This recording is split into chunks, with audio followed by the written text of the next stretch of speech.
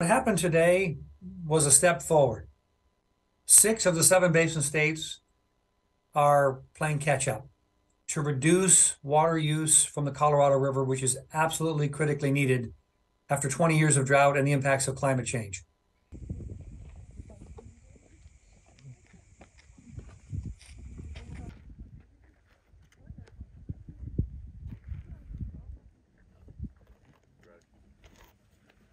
Well, we are at a moment of reckoning where we are out of time for longer term solutions or for hoping that there'll be some change in the fundamental pattern of climate change and aridification that we are seeing.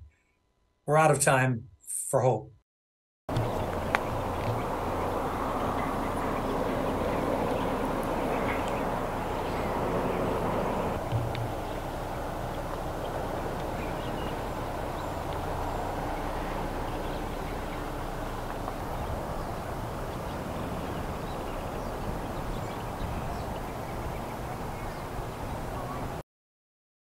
We have a situation where some of the water rights holders in California are saying we're not willing to give up more water, and we think we have legal rights, and we're willing to go to court if we have to, and that's not a solution here, and there's not enough time to litigate these issues.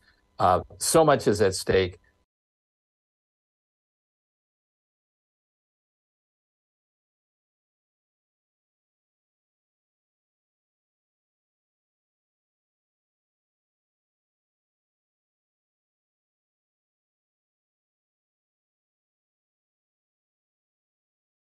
The crisis is incredibly severe. In fact, the Interior Department is faced with the potential for not being able to make deliveries of water out of the Hoover Dam to the city of Las Vegas or to the state of California, period. The water levels behind the dams have become so low that they may not be able to make deliveries.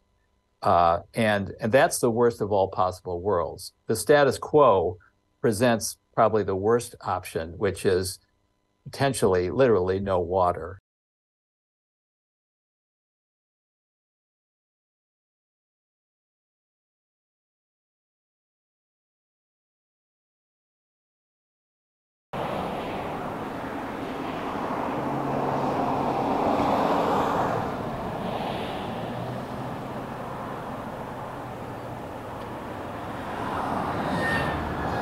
For the federal government to change its operating guidelines for the Colorado River, they have to go through a process, an environmental impact review process.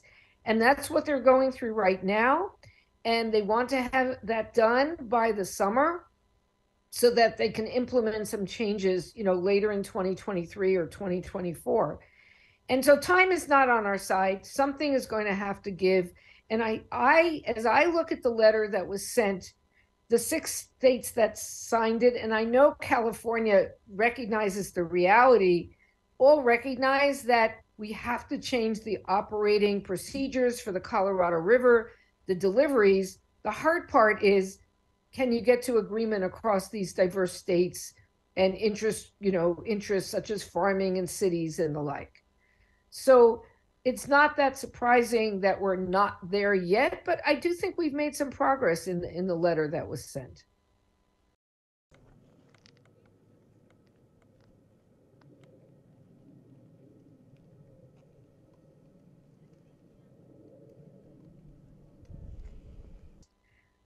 I think people would like to believe that we can somehow figure out a way to keep these economic activities, keep our kind of economies and livelihoods going, but it's going to be a drier future.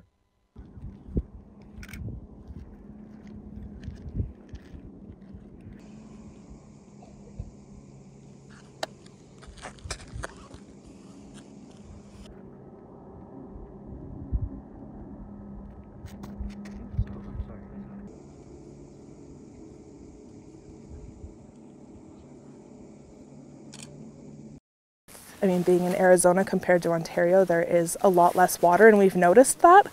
And just seeing the differences is really interesting, coming from a place where we do have large lakes and we live on large lakes, and then driving across Arizona, there really isn't that. So when you consider that, there's going to have to be people working together and figuring these things out.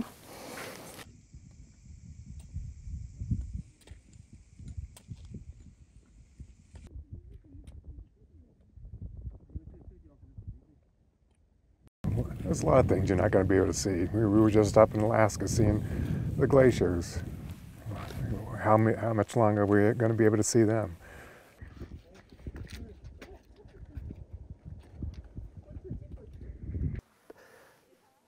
It's just sad. And then I look here, and what's going to happen? You know, what will these people do without water if it gets to that point?